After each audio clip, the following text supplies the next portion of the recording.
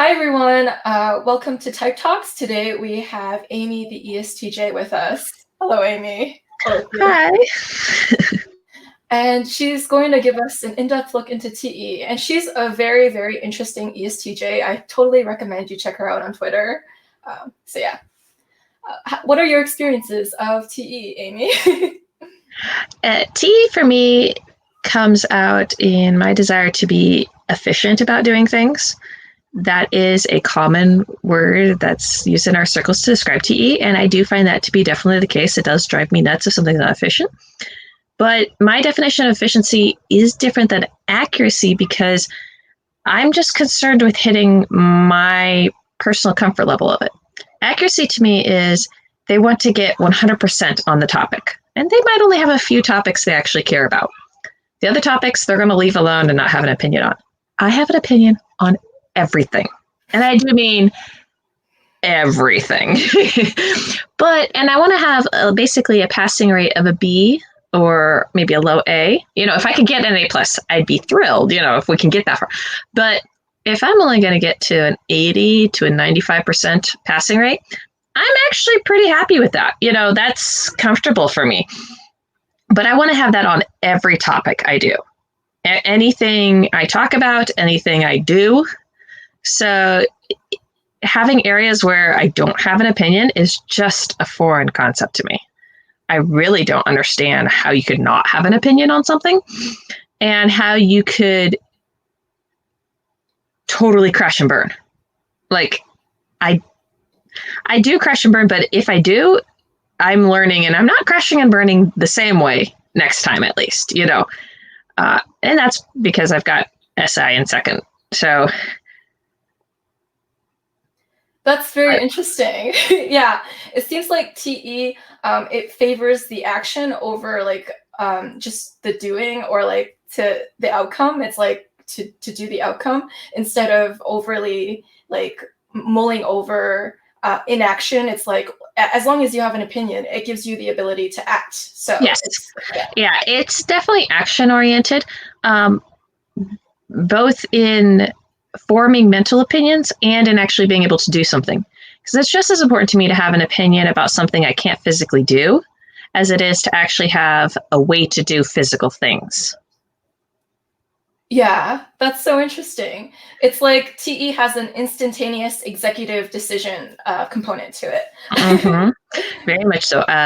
And I laugh because my 5-year-old daughter, she's definitely an EJ of some kind because she's got an opinion on everything. And that's how I could tell, I'm pretty sure she's a sensor too, but, ESJ, I just can't quite tell the other part of it. But as far as having an opinion on everything, like I do, she has an opinion on everything. And so it's like, okay, now how to mold those opinions, how to learn to present those opinions. I have to laugh. My mom's an ESFJ, which was a great bonus to a girl being raised who was an ESTJ. My sister is also an ESTJ. And we often get confused for ESFJs because my mom trained us in FE mannerisms. So my sister's even better at blending in than I am. But I told my mom, I was laughing this last summer. I said, I don't understand why we have to say please. I really don't. And I'm like, if I'm giving you an instruction that you are going to follow, and I'm expecting you're going to follow it, why do I have to say please? If you didn't say please, it wouldn't bother me. I'd just, especially if, you're the boss. Why would you say please? You just tell me what it was. I'd go do it. That's not a problem. And my mom just laughs at me. She goes, yeah, you got to say please, and I'm like, yes, but do you realize how confusing it is for small children when I say please and they're like, oh, mom's giving me an option to obey. And I'm thinking, no, you have no option about obeying at the moment. Yeah. Yeah. Oh, that's so interesting. Yeah. It seems like TE has you mentioned on a tweet before that it has a standardized element to it.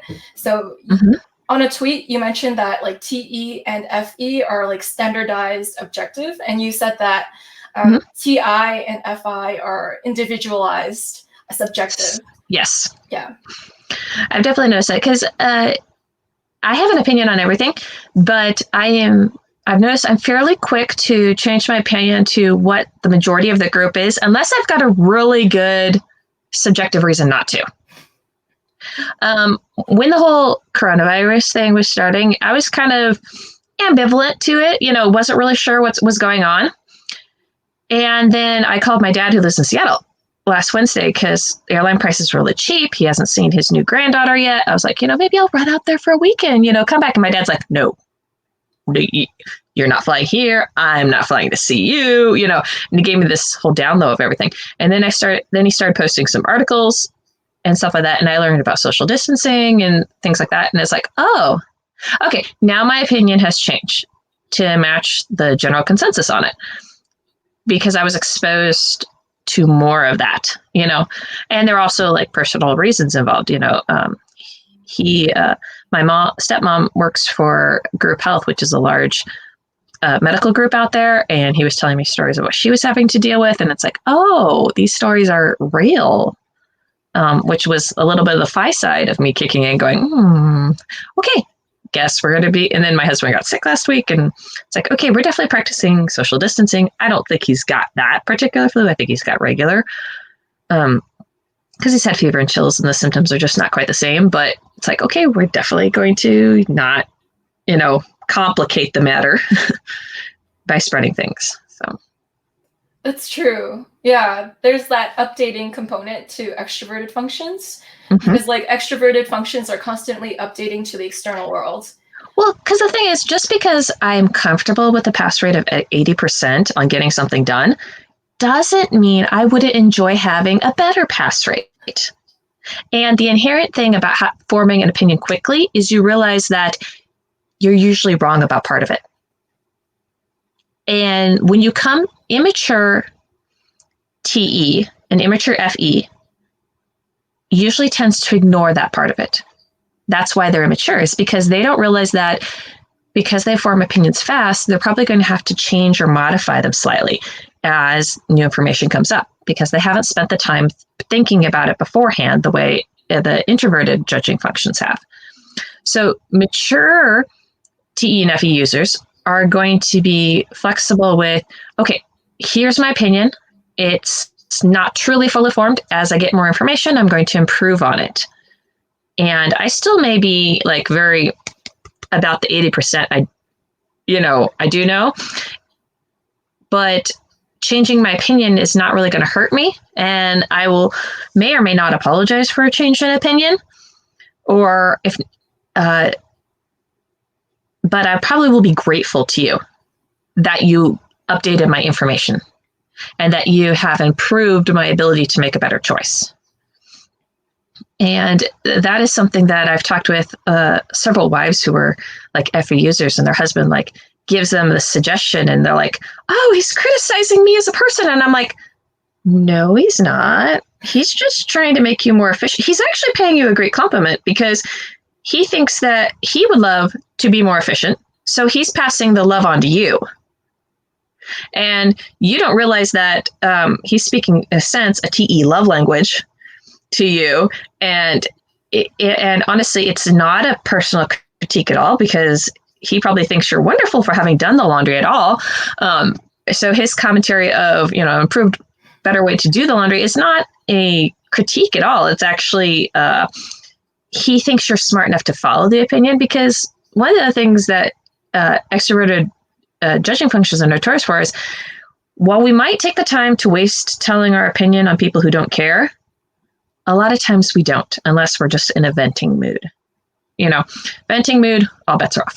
But outside of a venting mood, I'm not going to share my opinion if you're not going to care. For example, I'm a Christian. I go to church several times a week. I have very firm opinions, but I've worked in the public sphere a lot of times. And when I worked at McDonald's, I rarely shared my faith there because most of them didn't care. They were in the mood to listen. And so I wasn't going to waste my opinion and my time frustrating people by sharing something that they weren't ready to listen to. I'd rather keep things pleasant. I'd rather show good behavior as an incentive for them to want to talk to me about it. So I didn't make a big deal of it there because I knew I was just wasting my time there.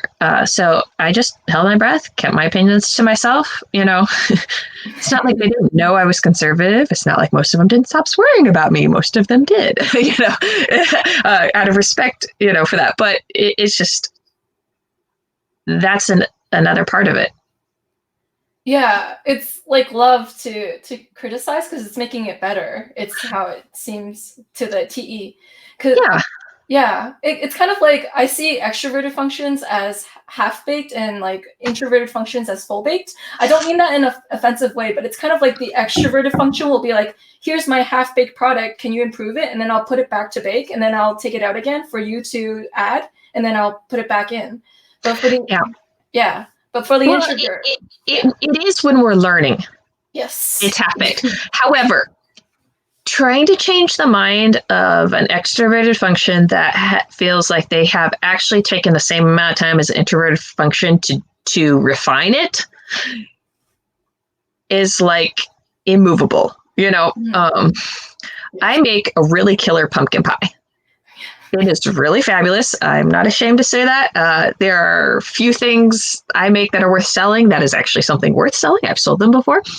Mm-hmm. Taking other people's suggestions on how to improve my pumpkin pie, and I'm probably going to laugh, for some of them.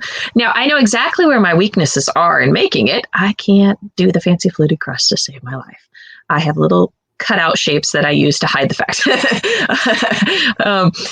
But other than that, you could sit there and try to critique my pumpkin pie, and I'm going to be like, nope, I like the way I do it. I'm not changing it for, just because you say so.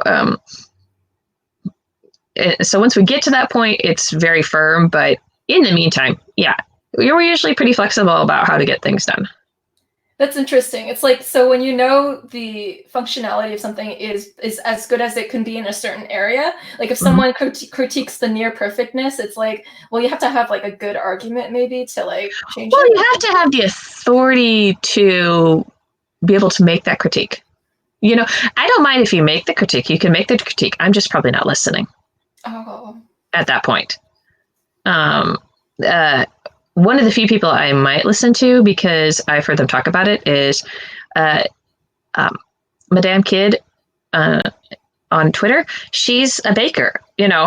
She might actually know something about it that I don't because she does that professionally.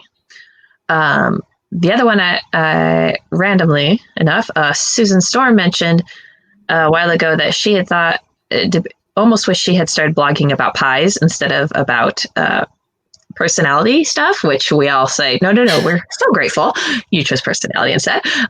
So she might know a thing or two about pies, but the rest of y'all,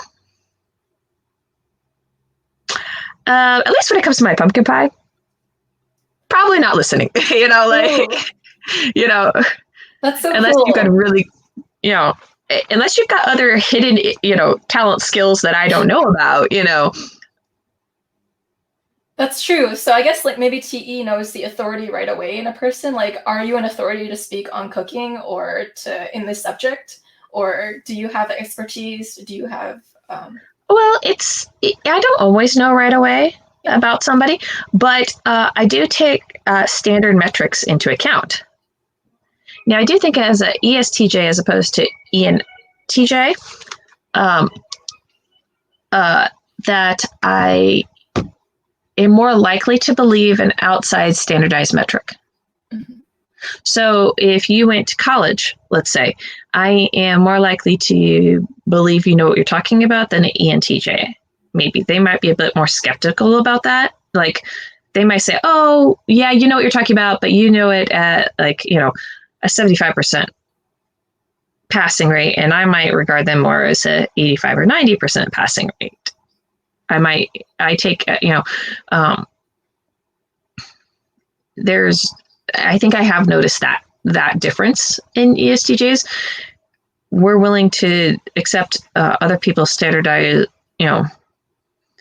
as they like to joke. Do you know what they call the guy with the lowest GPA that graduates from medical school? A doctor.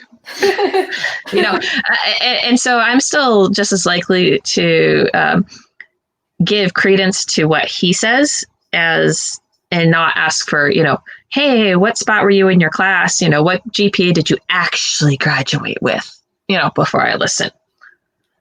I'll be like, hey, you graduated May school. Like, you know far more than I do. So what is your opinion on this matter?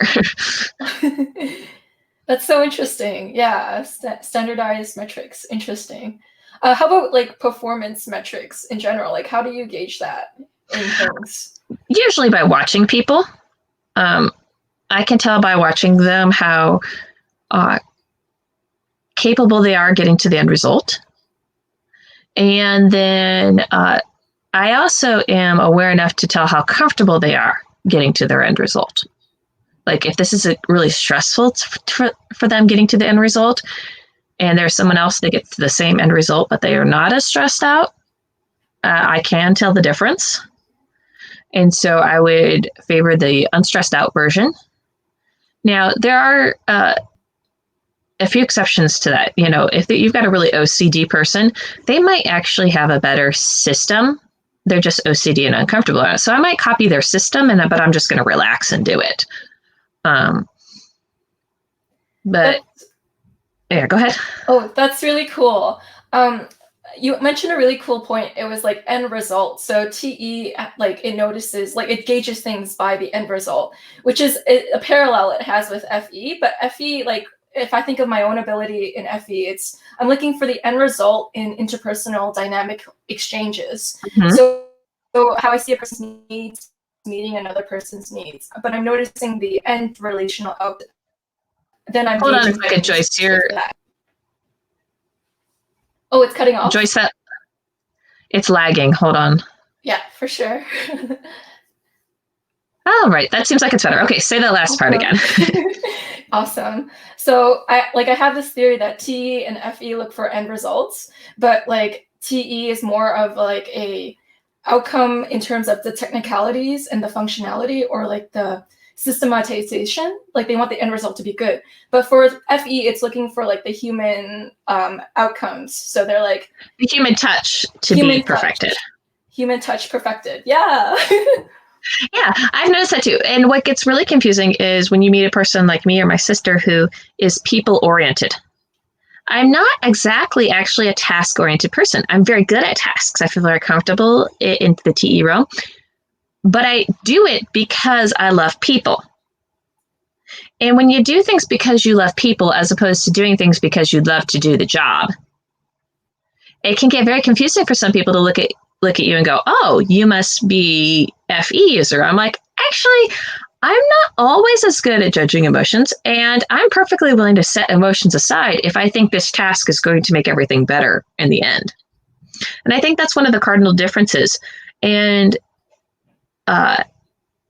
between ESTJ and ESFJ, for instance, is I like emotions. I respect emotions. I learned a long time ago from my mom, an ESFJ, that saying please and smiling got faster results than saying jump, which is what I prefer to say sometimes. And so because those results are faster, I learned to do that. But the goal is, I think these actions are going to help everybody be happier in the end. One of the examples I like to use is if I have a brother who's upper high school, a bodybuilder, and sport basketball junkie, and if he came home hungry, and my mom and I were to make him a sandwich because he was hungry. I'd tell him to go make his own sandwich. But B, if I were willing to go make his sandwich, I would make his sandwich because he's hungry. I see a concrete problem I need to solve. My mom would make him a sandwich because he's grumpy or tired, or it's emotionally messing with her that he is uncomfortable because he is hungry. And so yes, will I do things to fix your emotional state?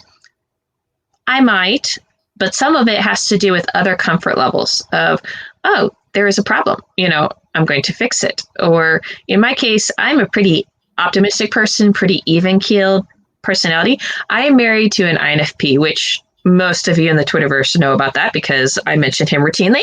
Um, so the classic phrase, if mama ain't happy, ain't nobody happy, is not exactly how our house runs.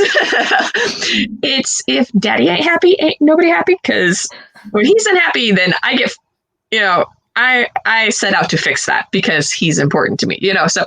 Yeah. And he is much more likely to have emotional highs and lows than I am. That's just part of his makeup, pretty common to INFPs, NFPs in general. Will I do things to fix that? Yes, because I care about it. But it's, one of the things I've noticed about myself is if I don't have people counting on my results, I get lazy, which is also not in your standard definitions for an ESTJ or any kind of TE user is, oh, they're lazy. It's like, well, I am if nobody's checking on me. Because my personal standards of what I need will get very low if nobody's checking on me. Don't need it quite as clean. I'll eat simple foods, it's having people over to notice that it's like, oh, I'm going to set the bar so that they're comfortable. I'm going to up things. So working without a boss, I found to my chagrin, will never work for me. I'm glad I'm only homeschooling my kids because of the quarantine for a couple of weeks, because even though I have a degree in education and I was homeschooled myself, since my husband is so busy making choices every day at work, by the time he gets home, he is done. He's way maxed out his choice limit. He would not want to check up on me to see how much schooling I'd actually done with the kids. So I wouldn't necessarily get it done. And so we've made the choice that it's better to put the kids in school where somebody else can check up on them than for me to homeschool them long term, at least for right now. Cleaning the kitchen. I always do better if somebody notices that I cleaned the kitchen or notices that I did chores. And one of the things I also tell FE users is if you're like me and you're motivated by other people noticing what you do and your spouse is not good about noticing, because my husband is a very self-motivated person, also common with NFPs. So, complimenting him on something he feels like he just should be doing, he doesn't care. That is not motivating. That is, in fact, like, almost borderline insulting sometimes. I think he finds it,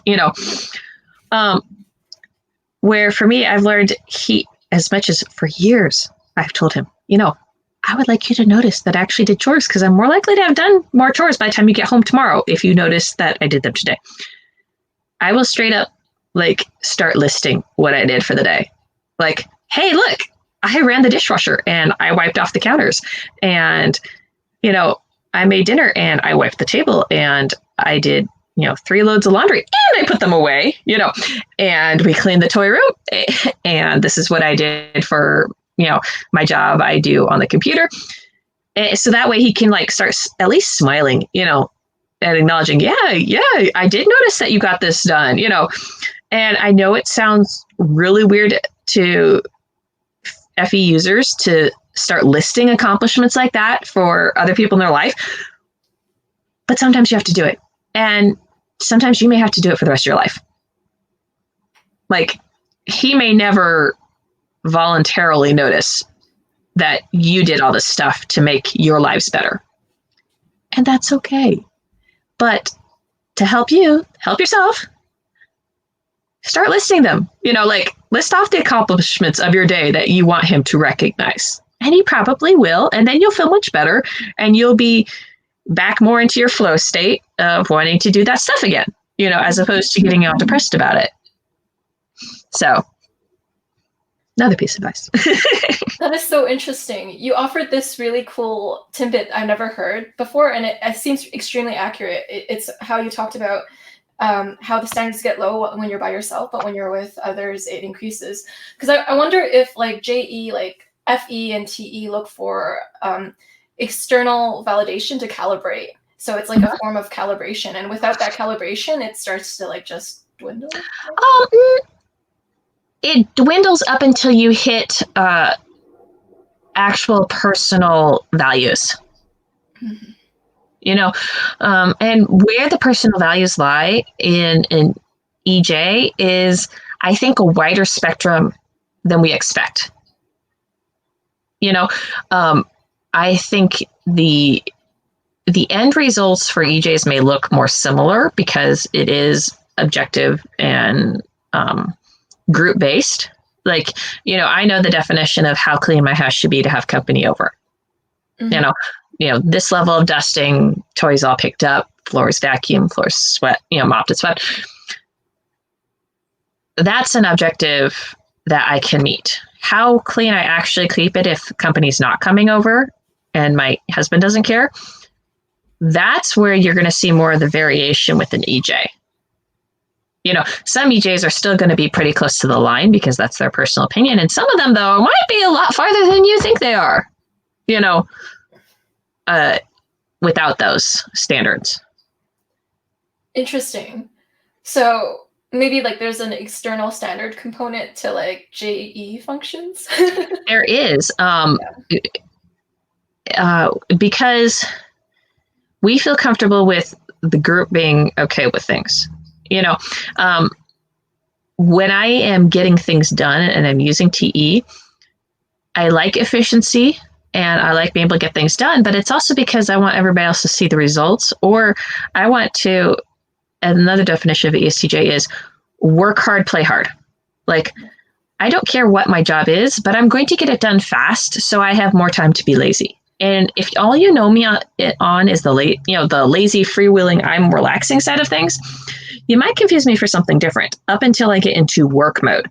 Work mode is very stereotypical with all the other ESTJs, except for the fact that I don't swear and, a couple other things. So, but work mode is very, okay, I'm going to get this done. I'm going to get this over with. Even if I enjoy the process, I'm probably still going to be, I enjoyed the process getting it done so that I've got more time to relax. Now, some ESTJs, when they relax, that's where the spectrum occurs. Some are very not do much, really relax. Some of them are just as on the go, off the clock, doing the fun things they enjoy as they are on the clock. Some people, when they get off the clock, they are still not people oriented. So they're going to pick, things to do, that's more about the things. Where when I get off the clock, I am all about the people. And my favorite thing to do is talk to people. I don't care what we're talking about. I don't care. I kind of care how old you are. It's a little harder with small children to get the same sense of people interaction, to some degree.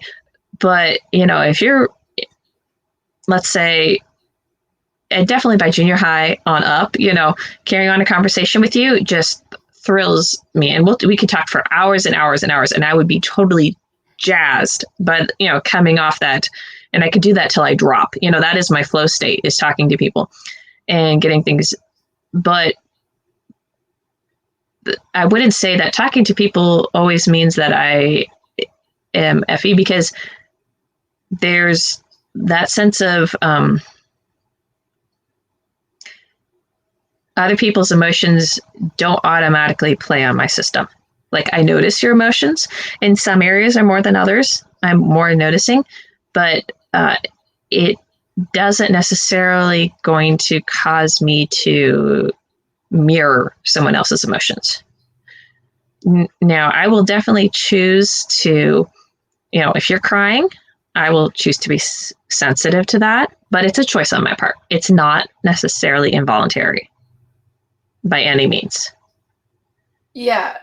To FE, for me, it feels involuntary. It's almost like the person's emotion is on my radar and I can't unsee it. It's like when you said you could set emotions aside, I couldn't see myself doing that. And that was a really good differentiator between PE and FE. It's not that I don't care about your emotions. In fact, I do care about my children's emotions, and I do care about most people's emotions. But I can set them aside if I deem it's not in best interest right now. Like with my children, one of the things I've learned from being in the this sphere is the emotional manipulation factor that is very obvious in immature feelers. And I have small children, and sometimes they cry to emotionally manipulate you, and I am trying to teach them, no, like, we cry because we're sad. We cry because we got hurt. You can even maybe cry sometimes because you're frustrated that you didn't get things done, but you're not going to cry to emotionally manipulate me or your dad. And your dad is affected by these emotions, and other people, other FE users are affected by these emotions. And I'm not going to let you become an emotional manipulator on me because you figured out that, oh, if I start crying, this will get me in or out of trouble, or I'll get my way. And it's like, nope, that's not, And when I'm looking at other adults, yes, you may be crying and I'll ask you why, but I'm probably also going to look for the reason before I start sympathizing. If I don't agree with the reason why you're crying, your emotional overload is your problem at that point. My political views are, I don't usually talk about them on Twitter all that much because it's not the same as a lot of folks on there. So again, I'm not going to waste my time,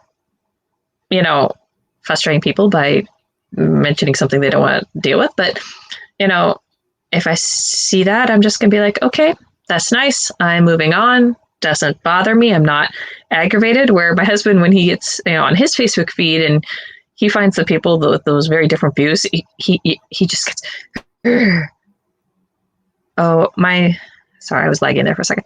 He gets very, emotionally upset and bothered sometimes by it. And it's like, after a while, it's like, oh, I got to put my phone down because I'm just getting too worked up about it. And I'm thinking, okay, like, I could see those same posts and it doesn't rile me, like I just set it aside and be like, okay, not my problem. So that's really interesting. It's like if emotions don't have a reason, it's like less likely to be considered. So it has to have maybe like a reason for being there.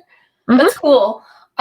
With TE, do you find that like people mistaking it for FE a lot? You mentioned. So I think because I'm a girl more so. That is a huge factor in it. But go ahead with your question. Oh yeah, I was wondering where you think they're similar and where you think they're different. Okay. Yeah. T and FE are similar in that they both have objective standards usually held by your group. Now, the interesting thing about our culture is, in our culture, you can have a lot of connections with people who really aren't in your group, people who have similar mores and values. What I always tell people is you shouldn't pick a life partner based on Myers-Briggs compatibility or a socionics compatibility. You really need to pick somebody who's got similar morals and values to you. Whether they have a different way of processing is something you can work through. But if you've got different morals and values, that is much harder and can be nigh on impossible to work through sometimes. So, they are group oriented, but your group may actually be small. The group you associate with that your objective standards are coming from may be actually a small group compared to the whole of the United States. So that is one thing that's very similar about them. Sometimes you can get similar results from both of them. Like, the example of making a sandwich, for a hungry person. You could get a similar result from both a TE and an FE user. And you might even get a very similar style, particularly if they share the same perceiving function. ESFJs and I can have very similar results, very similar style of getting to the results. I would assume the same for ENFJ and ENTJ. You could get very similar results, very similar style from both of them. But the motivational force is different between the two of them. You also get different results on gender plays a part because of cultural expectations. I have found as a TE user, I get along really well almost with every single guy, talking and having a conversation with them, in the sense of they understand what I'm saying. There's no miscommunication errors between the two of us. Even if the guy is a feeler, I still don't get miscommunication errors. And I think it's because feeler guys are expected to be thinkers, and so they develop thinker communication skills to get along with other guys. Same way I have developed more feeler communication skills to get along with girls. Mm-hmm. So those guys, even feeler guys, I have an easy time talking to. Thinker girls, I have an easy time talking to, whether it's TE or TI. Both of it works pretty well. The harder ones for me are feeler girls. Almost inevitably, in every friendship I've had with a feeler woman, they meet me. I'm a massive extrovert, as in I can't stand to be by myself ever. I'm very, very extreme that way. And I'm pretty much an open book personality as well. And so, but one of the things I like to say about TE is I mean what I said, and I said what I meant, and I didn't mean more than I said. Is they usually assume that something I said had another meaning that wasn't in the straight verbal language of what I was using. And so then they get frustrated with me, and then they think, I'm a bit, either two-faced or not an honest personality or something like that. And then I have to stop and go, and once that miscommunication clears up and they realize, oh, she just means exactly what she said. And the other thing I have to remind them is, please tell me if I've offended you. It does not offend me for you to come to me and say, that didn't come off right. That is not offensive. In fact, I am really grateful because that is critical feedback. The same way we were talking earlier about how the certain level of criticism we enjoy because it improves things. If you come to me and say, hey, I didn't like the fact you said this, or this is what I thought you said, and I can look at you and go, that's not what I meant, or, oh, I'm sorry, I didn't realize that was rude to say, because sometimes I don't always pick up on things. I'll give you two examples. Years ago, my mom had kids while I was in high school. So I have 8 brothers and sisters. So I have a lot of familiarity with small kids, and I love rambunctious kids. They don't bother me at all. But I made an offhand comment to a mom that her kids were little monsters. And I said that in an affectionate tone of voice. But I didn't say I loved little monsters. I just said, and her husband told me a couple years later that his wife had been very offended by the fact I had called their kids little monsters. But I was thinking to myself, that's what I call my little siblings. I call them little monsters. And so to me, I was trying to be affectionate and kind and saying, I liked your kids. They're a nice level of rambunctiousness. And it didn't go over well. And I didn't know because she never told me that I had offended her. And it was like, oh, sorry, did not cross my brain to realize that. The other one I had to grow up with is my family comes from the Midwest, but I grew up in Washington State. And if you grew up in Washington State, you are pretty much blind to racism because it really doesn't exist there, too. I mean, I didn't notice it growing up. I really don't have a problem with it at all. But one of the phrases I kind of grew up with was cotton picking. And I didn't think about the context of that phrase until a couple of years ago when it was pointed out that, oh, that was kind of a racist term. And it's not just kind of a racist term, it really is. And you probably should stop saying that.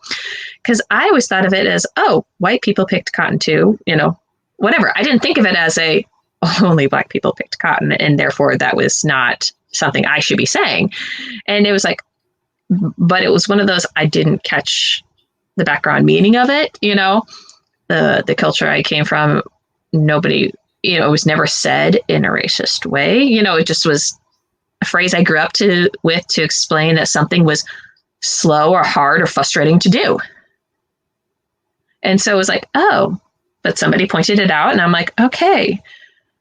So now I have to go back and, I still sometimes goof and say it when I'm describing that, but I'm trying to go, oh, wait, no. I don't say that anymore because now I know because somebody educated me on doing that. So it's one of those I would encourage FE users, if you're bothered by something a TE user says, take the time to educate them. Yeah. They really will appreciate, not having to deal with you being frustrated at them. Because if you're frustrated at them, you're probably not going to get things done the way that they want you to get done if you're frustrated with them, because it affects your performance levels. Yeah. And that's literally how a TE user is going to think about it. So go ahead and tell them that, hey, you said something that bothered me, or you did something that bothered me. Because we don't mind critical feedback as long as you are not calling us evil at the same time. If you're just going, hey, FYI, this, bothered me. Or this is not the way to do this action. We'll be like, oh, okay, cool. I can adjust. I can learn. Calling us evil at the same time, that's going to make the pill a lot harder to swallow. So avoid that part of it when you're telling us, which usually FE people don't go around slinging those kind of things at people, when you're frustrated about something. So that is a difference. That's really interesting. It reminds me of something Dr. Mike told me. He said that extroverts, or TE users in this case, they have foot and mouth disease, where they say something where they shouldn't have said that. But that's an interesting illustration. Yeah. Definitely we have foot and mouth, because one of the other things you have to realize about an extroverted judging function is, this is something we both share, is we don't know what we're talking about until we said it. Until it comes out our mouths and we hear it, then we're like, oh, that sounds good, or oh, that does not sound good. So we routinely, having somebody that we can talk to that's not going to judge us for foot and mouth while we're thinking things through out loud is really important to us. And it's even okay if you're the feedback person for us while we're doing this, for you to give us a look of, that, or what did you just say? You're allowed to do that. That really doesn't bother us, as long as you won't hold the fact I said something stupid at the front of the conversation with whatever my opinion is at the end of the conversation. Yes. Because I don't want you to remember. Sorry, hold on a second. It's lagging. For sure. Okay, go ahead. Oh yeah, I was wondering, so do TE users think out loud then, to process? Do they say commands out loud to organize it, or? Okay. It can. I also I can do it in my head, but if you've heard about the whole, do you have a inner cognitive mental stream? Inner monologue, talking to yourself, inner monologue. I definitely have an inner monologue going on, and it's what I use when I can't find somebody else to monologue with. I monologue at myself, and I will talk back and forth with myself to figure things out. Yes. But when it comes to difficult topics, I love talking them through with somebody else. It's one of my favorite things to do. And it helps me process better what's going on. And you don't have to be an extroverted judging function to do that with me. You could be an introverted judging function and not be forming your opinion, because you're just absorbing all the information I am spewing out at the moment. And I don't require you necessarily to come to the same conclusion as I do by the end of the conversation. But part of that's because I'm mature enough to realize you won't. Immature TE and FE users at the end of the conversation may drive introverted judgers nuts, because we want to have a mutual conclusion of agreement at the end of the conversation.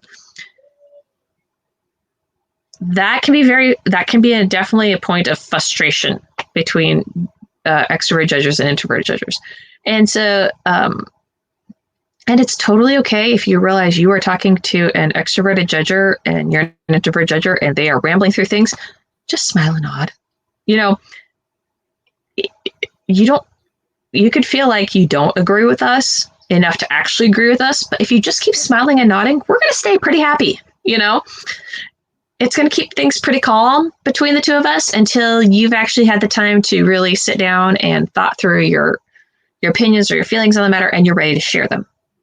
Smiling and nodding in the meantime will keep things pretty calm. And yes, I can talk through things with a feeler, because it's not like an extroverted feeler doesn't have logic. They do.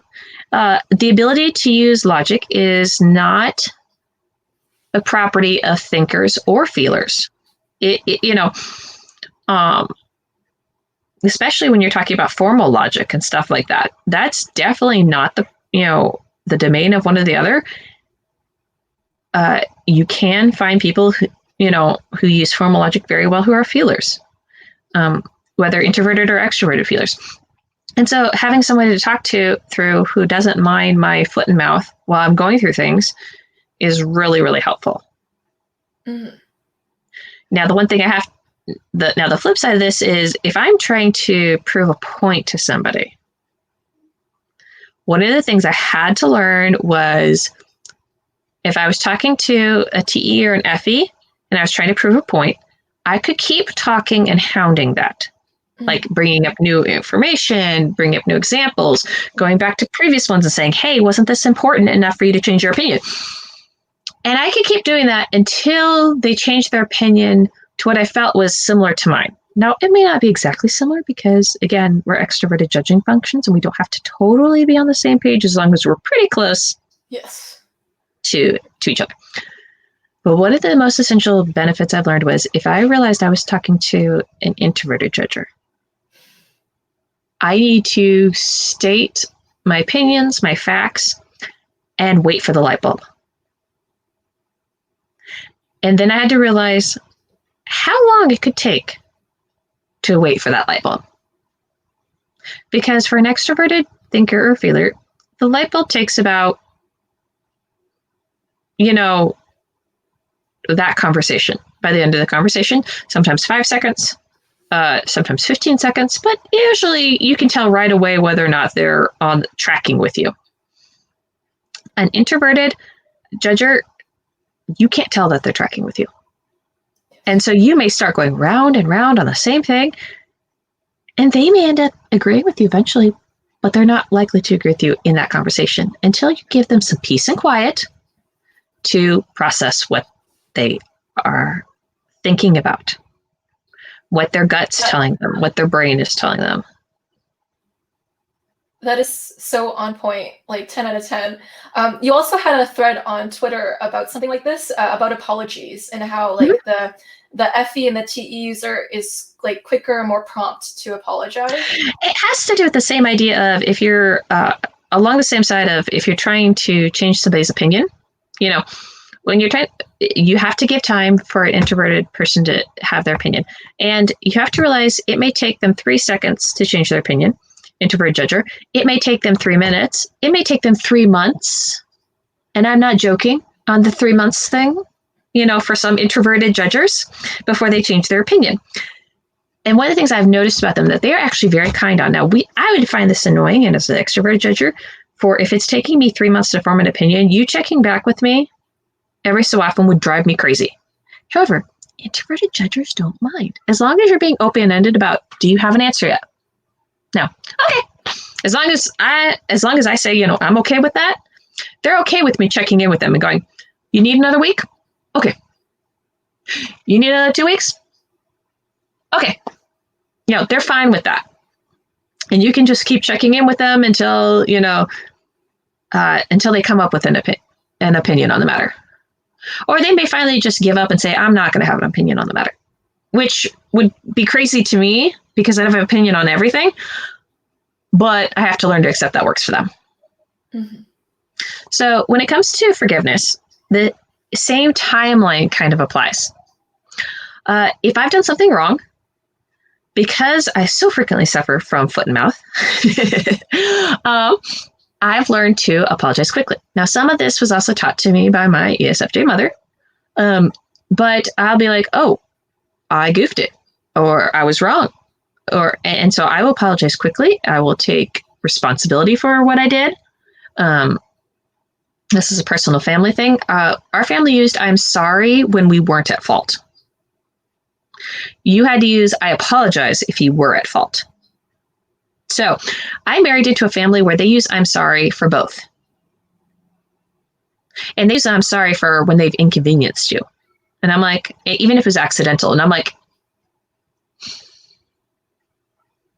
you want to say "I'm sorry" to say you hurt me when you did something on accident.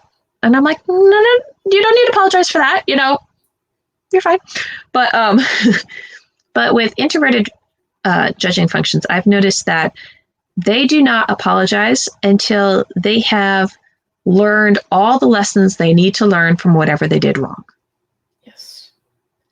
So you have to so if they don't apologize quickly, that doesn't mean they don't agree with you in basic form that they did something wrong. They just feel like an apology is a promise never to do it again. And so they are not going to apologize until they can promise you they're never going to do it again. Where I will promise you I'm going to try not to do it again, but I'm not going to promise you that I'll never do it again. See, back to the example about how I don't say cotton picking anymore. Yes. I really try not to. And I would apologize for it if I said it, in your presence, and I apologize to myself, but where an introverted judger might be not okay with apologizing for the fact they said that until they could promise they'd never say it again. Yeah. And it which gets into trouble because I've seen people getting fired for that because they didn't apologize soon enough to their boss about something that happened where their boss, if they'd apologized quickly, their boss would have, maybe just suspended them or forgiven them on the spot. But because it looked like this person was holding on to the offense, it totally broke the relationship and the trust level between the two. Mm-hmm. And so one of the things I have to encourage introverted judgers to do is you need, if you realize you've done something wrong, you need to give kind of an apology ahead of time, even if you haven't figured out everything to do with what you're never going to do again. Or do you really accept that critique? You need to, give some kind of, it would help you out to give some kind of basic apology upfront, even if it doesn't feel authentic or truthful or accurate. Even if it doesn't, just go ahead and do it because that'll relieve the other person. And then you can sit back and you can take all the time in the world to make sure that you get to authenticity or accuracy. But it would, and then for extroverted judgers, you need to realize that introverted judgers exist and that they may not apologize right away. And try not to judge them for that. Especially if something really big has happened, and they freeze on you, or they flee on you. And you may just need to realize, okay, this is big. I need to give this time for them to come back to me. I can't expect a resolution right now. Or maybe, it might help for you to ask them, do you agree with me that basically there was a problem? Maybe not in the fine points. We're not hashing that out today, but in general, could you agree that this was the problem? And maybe either you were the problem or I was the problem, or this action in basic form was wrong. And that you might be able to get a response from. I haven't had a chance to practice that much because I've gotten to the point where I'll just wait. And if I know somebody well, I'm not going to ask them for, do we in general agree, when I can already tell we do. Yeah. Because I just haven't done that. Although with my kids, that may be something I do if I notice that trend. Now with them, I'm the adult, so I just require them to apologize, whether they're an introverted or extroverted judge, or I don't care, If it was an accident and it was your fault, I teach them, hey, you need to say, I'm sorry, I accidentally did this. I'm not going to do it again. I'm going to promise to be more careful. If you actually did something wrong, then I'm still going to make you apologize and get used to that now, because that's easier on you as an adult. You'll have less repercussions as an adult. Yes. If you learn to apologize quickly than waiting. Because yes, I respect the fact that you need to integrate this new piece of information into your whole psyche as introverted judger. And that may take you, like, no joke, 3 months to integrate it, especially if it's a foundational change that's going to affect multiple areas of your personality or thought processes. However, that doesn't mean that everybody else is going to recognize that you need that space. I can recognize you need that space, but that doesn't mean others will. So I'd rather teach you to save yourself some problems and offer up a bit of an apology earlier and then finish processing on your own. That'll save you a lot of heartache and potentially save a relationship. That was amazing advice. 10 out of 10. Totally great. And I guess that ends our episode on TE. That was beautiful commentary, Amy. I feel like you offered very nuanced, interesting material, and you're very intelligent in this sphere. And I just wanted to showcase you because you're a very lovely human being. And if you guys want to check out Amy, check out her Twitter down below. And if you like this video, like and subscribe. Or yeah, I hope you guys have a great week and a great rest of your lifetime. And have a great one. Bye. Goodbye. Bye.